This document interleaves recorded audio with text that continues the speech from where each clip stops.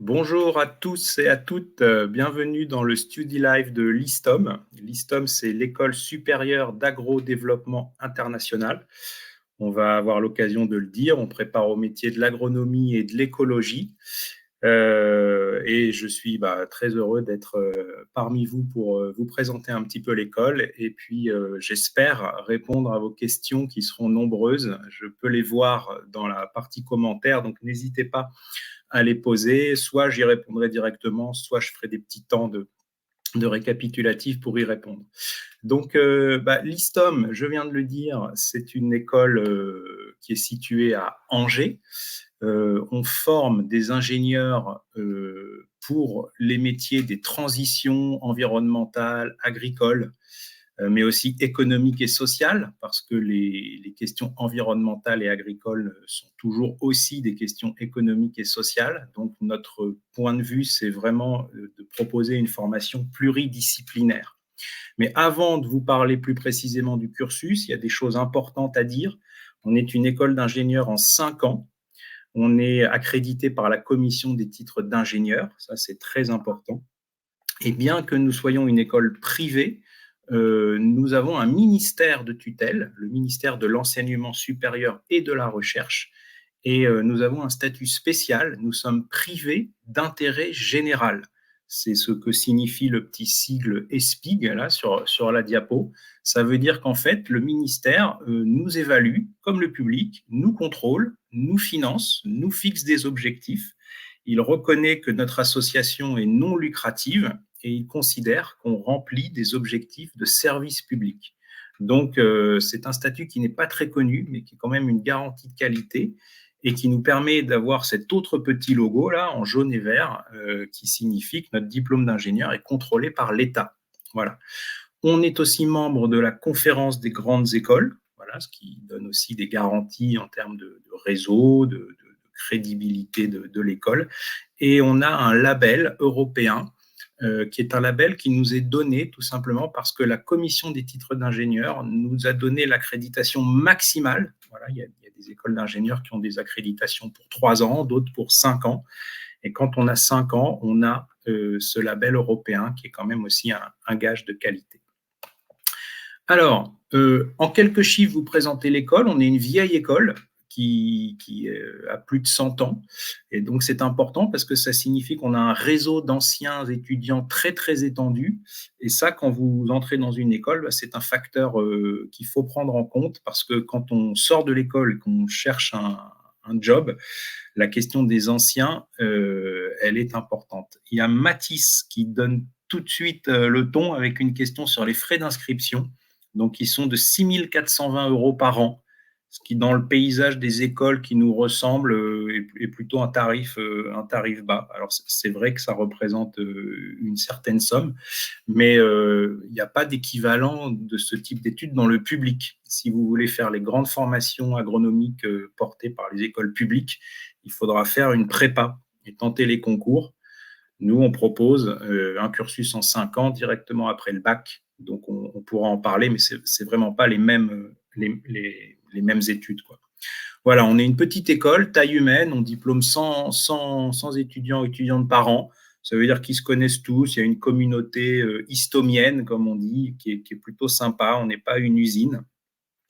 Et on a un bâtiment neuf à Angers qui a quelques années, donc qui est éco-construit, qui est vraiment très très bien, qui offre un cadre de vie.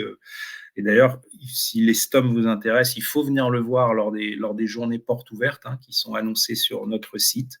Et puis, on a un très gros réseau d'entreprises et d'organisations qui accueillent nos étudiants en stage dans le monde. Ça, pour une école, c'est très, très important. Ces connexions avec le monde professionnel, les secteurs économiques pour lesquels elle forme, c'est capital et c'est un des points forts de l'école. On aura l'occasion de le dire, nos diplômés travaillent dans le monde entier, mais ça, on en dira un petit peu plus bientôt.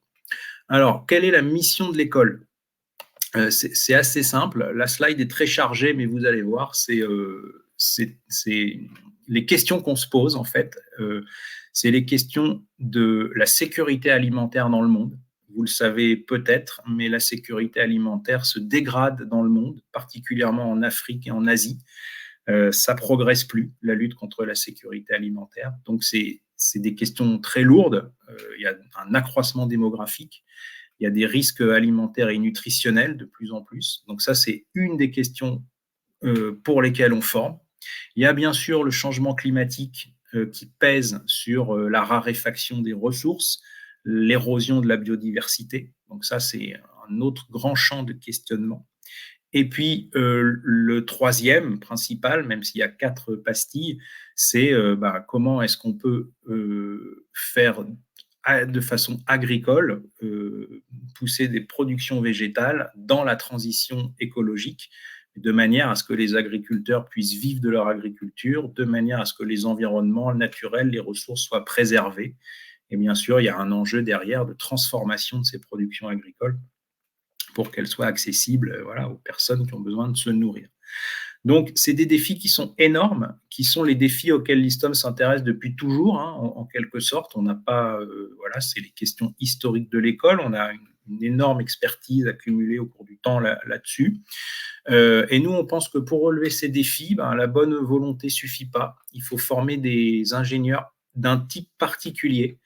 Et c'est ce qu'on propose. Alors, c'est quoi ce type particulier? C'est de considérer d'abord que la science, elle est indispensable, mais elle ne suffit pas. Bien sûr que c'est la science qui va dire si la biodiversité s'épuise, qui va pouvoir le prouver, qui va pouvoir le quantifier.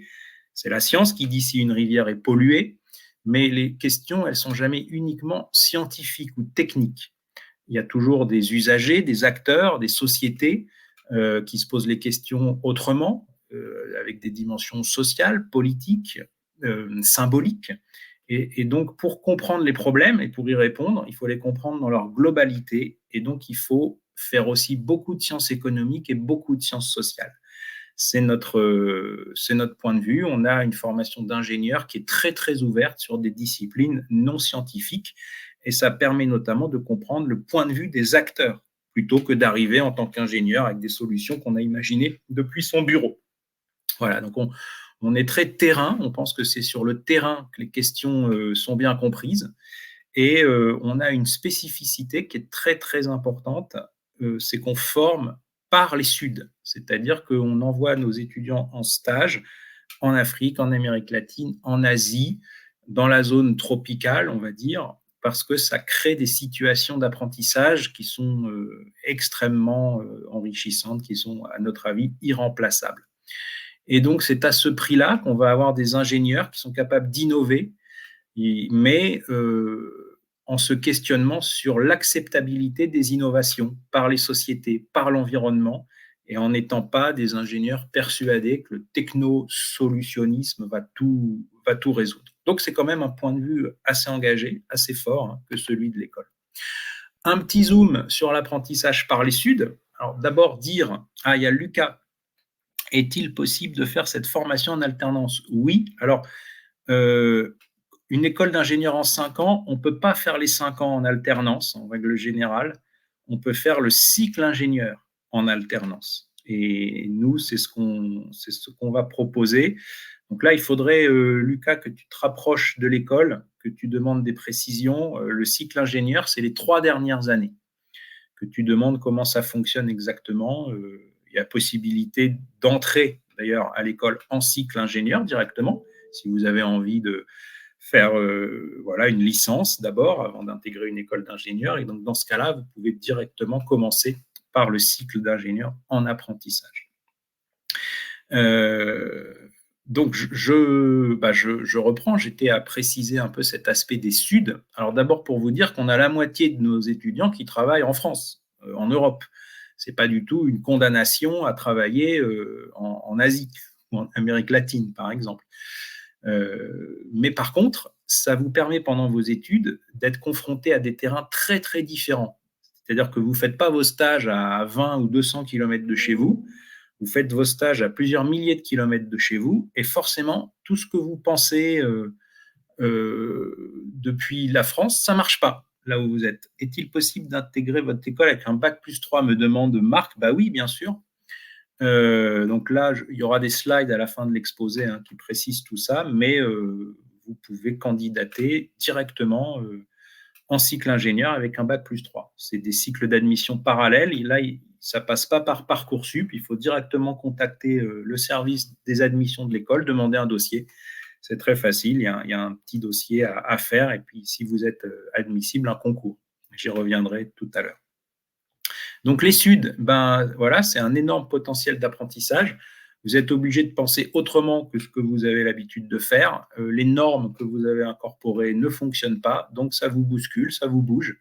Et c'est des expériences qui vous font mûrir professionnellement de façon très, très forte. En plus, les SUD, ça vous permet d'avoir une employabilité maximale en sortant de l'école. Si vous voulez travailler à Londres ou à Limoges, le fait d'avoir fait 6 mois au Pérou, 2 mois au Vietnam et 5 mois au Sénégal, je dis n'importe quoi, forcément, ça fait quand même de vous un ingénieur pas comme les autres, qui a vu du pays, qui a beaucoup d'expérience, de recul sur les situations, et les employeurs aiment beaucoup ce genre de profil international. Et puis, sur le plan humain, c'était la dernière chose aussi à dire, voilà, on n'a pas dans sa vie professionnelle la possibilité forcément de s'installer chaque année dans des terrains à l'étranger différents. C'est l'accès à des cultures différentes, des rencontres humaines vraiment inoubliables. Et nos ingénieurs, quand ils sortent à 23 ans, ils sont très, très dégourdis. Ils sont quand même c'est des profils très intéressants, et humainement, ils ont déjà vu beaucoup, beaucoup de choses. La formation maintenant. Alors, très rapidement, sur les 5 ans, vous voyez en vert les périodes de terrain, en vert et en rouge. Donc, plus on avance dans les études, forcément, plus les stages sont longs. Mais dès la première année, vous avez une expérience en groupe à l'étranger. C'est-à-dire que vous n'attendez pas longtemps avant de partir. Dès le mois de novembre-décembre, vous êtes obligé de vous organiser en groupe de 3-4, chercher une destination, une structure d'accueil, et tout de suite, c'est l'aventure, entre guillemets, mais aussi le bénéfice d'une formation à l'international. Donc, évidemment, après, en deuxième année, ça augmente, en troisième année, ça augmente, et la partie en orange, c'est les enseignements. On va rentrer un petit peu plus dans le détail. Sachez que ce qu'on appelle le premier cycle, c'est les 2 premières années, et le cycle ingénieur, on l'a dit, c'est les 3 dernières années. Vous pouvez rentrer n'importe quand. Vous pouvez rentrer en première année ici, au mois de septembre. Vous pouvez rentrer en première année au mois de novembre. Si vous vous êtes engagé ailleurs et puis que vous estimez vous être trompé, vous pouvez rentrer en décalé. Voilà. Vous pouvez rentrer jusqu'en janvier en décalé. Et puis, vous pouvez rentrer en deuxième année, troisième année, évidemment. Alors après, c'est plus possible de rentrer en quatrième année. C'est compliqué. On peut étudier des cas particuliers, mais en général, voilà, les admissions, ça s'arrête là. Alors, les 2 cycles, je vous en ai parlé. En cycle pré-ingénieur, le premier cycle, on fait beaucoup de sciences du vivant et de l'environnement. Donc, c'est quoi? C'est de la biologie, c'est de la physiologie végétale, physiologie animale, c'est de l'écologie. C'est des matières qui vont vous permettre de devenir écologue et agronome. On fait dialoguer ces disciplines-là. On ne forme pas que des agronomes, on ne forme pas que des écologues, on ne forme pas 2 voies séparées. On est vraiment dans un mélange, parce que toutes les questions agricoles, c'est des questions d'écologie. Voilà. Et toutes les questions écologiques, il y a quelque part une dimension agricole. Si par exemple vous voulez protéger une rivière, il y a forcément des usages agricoles qu'il faut comprendre, qui peut-être contribuent à la pollution de la rivière. Donc les problèmes sur le terrain, ils se posent de manière mélangée, et donc on forme de façon mélangée. Mais dès les 2 premières années, vous avez aussi des disciplines socio-économiques, sociales, et à l'ISTOM, vous avez 2 langues, anglais et espagnol. Si vous n'avez jamais fait d'espagnol, c'est pas grave, vous serez comme la moitié des étudiants, vous ferez en grand débutant. En cycle ingénieur, on est beaucoup plus sur des dimensions transversales. On fait des diagnostics et des évaluations, des études qui ont des dimensions écolo, agro, environnementales, mais on est plutôt sur déjà les compétences du cadre. Une école d'ingénieur, ça forme des cadres qui va devoir comprendre des situations, évaluer des projets ou des situations. Donc les mots de diagnostic et d'évaluation sont très importants. On reviendra un petit peu plus loin sur les stages. Alors, ces fameuses 2 premières années qui sont très différentes des prépas, hein. C'est-à-dire que il y a quand même un rythme qui est moins soutenu, il faut le dire. Le niveau est exigeant, hein. Il faut quand même être bon en sciences fondamentales. Les maths, ça fait partie des matières les plus difficiles, mais c'est très mélangé. C'est-à-dire que vous avez aussi des conférences, on parle de développement durable, de solidarité internationale, de sciences de la vie.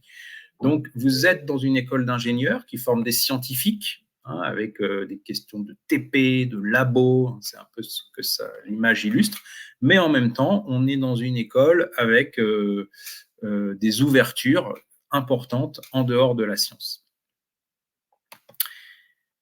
Les stages du cycle pré-ingénieur des 2 premières années, le premier est assez original. Vous partez où vous voulez, faire ce que vous voulez, à partir du moment où vous travaillez dans le développement local et la solidarité internationale.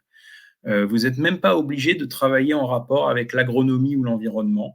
Il y a des étudiants qui partent s'occuper des enfants, qui partent s'occuper des animaux, des grands fauves maltraités. L'idée, c'est de découvrir un opérateur, une association, une structure, et de prendre du recul par rapport à son travail. Ça se fait en groupe.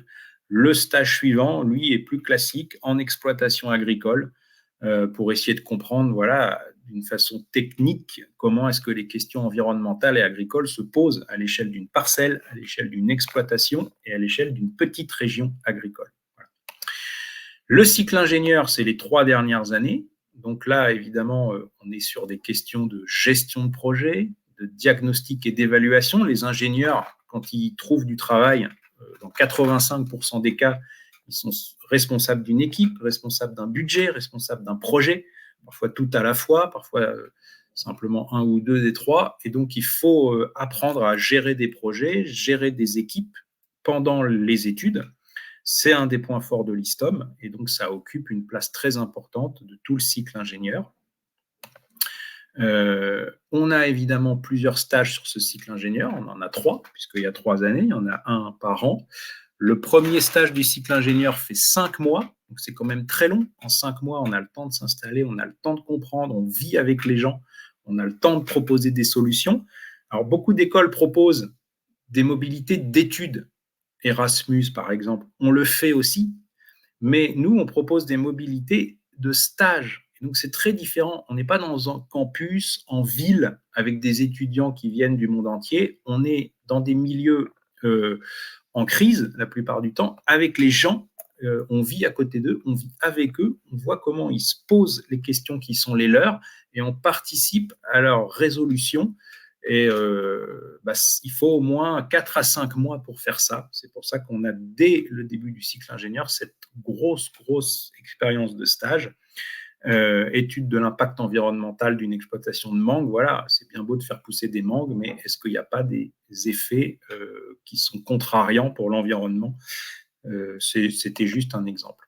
En 4e année, à nouveau une expérience de stage. Alors là, un exercice unique. Vous partez en groupe de 10 pour avoir la force de frappe qui permet de recueillir des données qui normalement ne peuvent pas être recueillies par un expert ou un bureau d'études. Voilà. Et donc, c'est des terrains de 2 mois qui sont aussi l'occasion d'apprendre à gérer un collectif de travail. C'est un très gros exercice avec des magnifiques sujets. Les structures payent, hein, les structures qui vous commanditent les expertises payent votre travail. C'est quand même assez remarquable. Et puis, évidemment, comme dans toutes les écoles, vous avez un autre stage encore à la fin de la 5e année qui dure 6 mois. Donc, vous voyez, au final, vous avez presque 1 an et demi d'expérience professionnelle si vous cumulez tout. C'est l'avantage de cette école, hein, qui met vraiment l'accent sur l'expérience de terrain. Donc, bon, voilà, là, on voit des exemples, hein, réalisation d'un diagnostic forestier au Cameroun. Ça, on a beaucoup d'étudiants qui travaillent sur les questions de forêt, de préservation de forêt, de replantation de forêt. Voilà.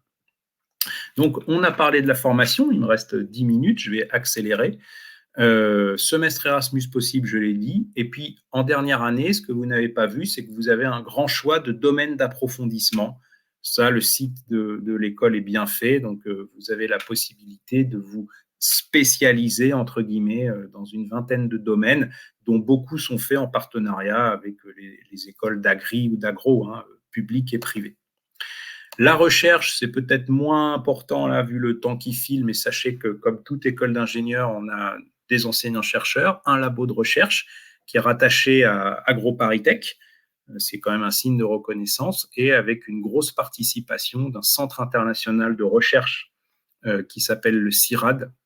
Et donc, si les questions agricoles, environnementales du Sud vous intéressent, allez sur le site du CIRAD, qui est notre partenaire scientifique. Il y a plein de ressources intéressantes. Les débouchés de l'école, il y a 4 secteurs principaux. La production agricole, alors ça peut être la forêt, ça peut être la pêche, le maraîchage, les grandes cultures, le conseil pour la transition, comment est-ce que les exploitants doivent faire pour arrêter de polluer, on va le dire simplement. Environnement, aménagement, voilà, là c'est toutes les questions de préservation de l'eau, du sol, bref, de la ressource et la biodiversité. On forme aussi à la transformation agroalimentaire, ça c'est l'industrie, comment est-ce qu'on transforme les produits agricoles, c'est la paillasse, le TP, le génie des procédés. Et puis bien sûr, l'ingénierie du développement, ça c'est le 4e secteur, c'est comment est-ce qu'on peut développer une petite région, une filière pour réduire la pauvreté, que les gens arrêtent de s'exiler, de quitter leur campagne, et pour qu'on puisse faire en sorte que les campagnes du monde se développent de façon durable. Nos étudiants sont dans le monde entier, ça je vous l'ai dit, il n'y a pas du tout de verrou, vous pouvez travailler en France. On trouve du boulot facilement en sortant de l'ISTOM. Voilà, on a des chiffres d'insertion qui sont bons. Mais bon, ce chiffre-là ne veut pas forcément dire grand-chose. Est-ce que les métiers plaisent? Est-ce que les métiers sont conformes au projet professionnel? Est-ce que les métiers permettent de mettre ses convictions à l'action? C'est surtout ça qu'il faut vous demander. Nous, oui, on est une école clairement qui donne plutôt de grosses satisfactions sur ces plans-là à ses diplômés.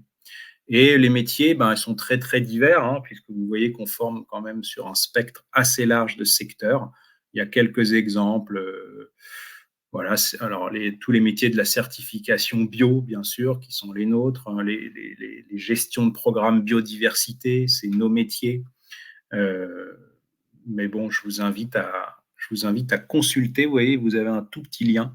Vous allez sur le site de France Compétences, vous tapez ISTOM dans le moteur de recherche et vous allez voir comment est enregistrée officiellement la destination professionnelle de notre cursus. C'est un site officiel, vous pouvez comparer les écoles et vous verrez exactement à quoi on forme en termes de compétences, de métiers, de secteurs. Voilà, ça s'appelle le RNCP, le Registre national des certifications professionnelles, et vous nous trouverez facilement. C'est une bonne façon de comprendre l'école. La vie étudiante, très importante chez nous. On n'est pas une grosse école, mais on a plus de 20 associations actives dans tous les domaines.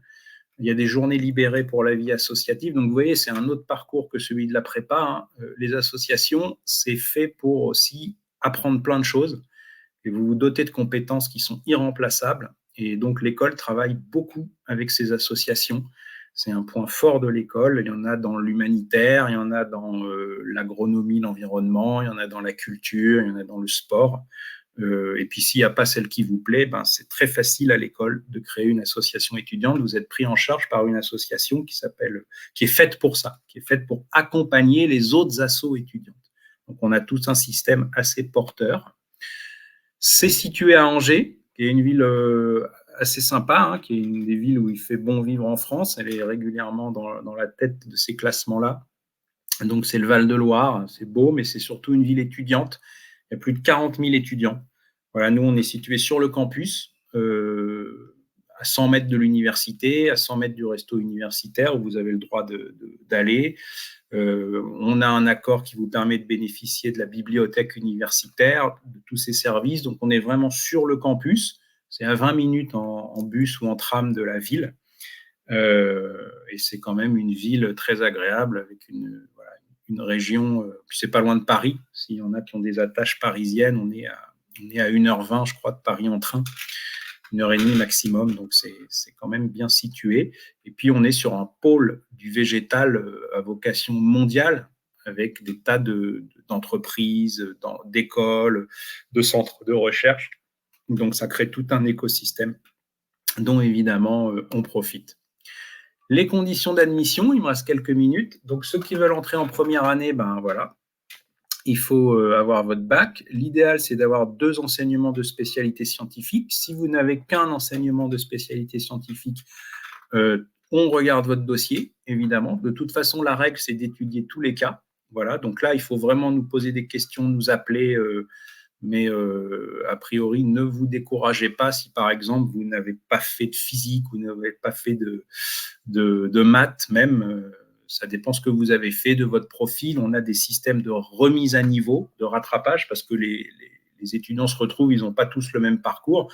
Il y en a qui n'ont pas fait de SVT, donc il faut qu'ils en refassent. Donc les écoles se sont adaptées à la réforme du bac, ce n'est plus un problème. Si vous êtes un lycéen qui n'est pas dans un lycée en France ou un lycée français à l'étranger, vous nous contactez directement.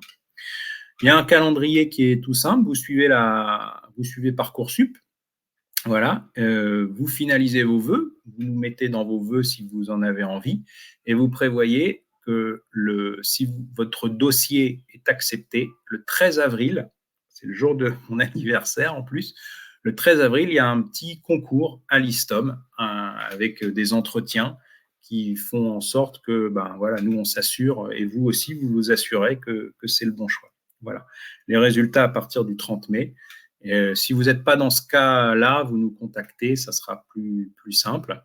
Et pour ceux qui voudraient suivre l'école en admission parallèle, rentrer en 2e année, en 3e année, alors il faut les ECTS correspondants. Si vous voulez rentrer en 2e année, il faut 60 ECTS. Si vous voulez entrer en 3e année, il faut 120 ECTS.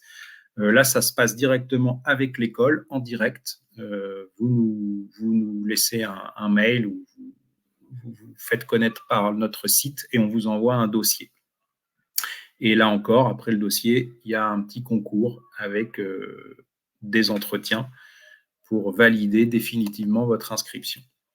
Le calendrier, j'ai plus que 3 minutes, il est sur notre site, donc vous allez le retrouver facilement. Et puis, n'oubliez pas qu'il y a des rentrées décalées et qu'il y a effectivement la possibilité, c'est la FISEA, d'entrer en apprentissage dans le cycle ingénieur. Au final, toutes ces voies d'accès, elles sont équivalentes. Elles vous permettent à la fin d'être diplômé de notre titre d'ingénieur qui donne l'équivalent d'un grade de master comme tous les titres d'ingénieur. Voilà.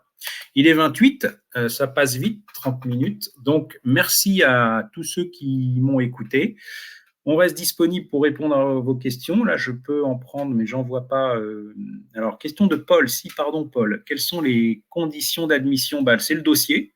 On regarde votre dossier. Si le dossier est suffisant, il y a un oral. Et c'est à la fin de l'oral, qui est un oral de concours, que vous êtes pris dans l'école.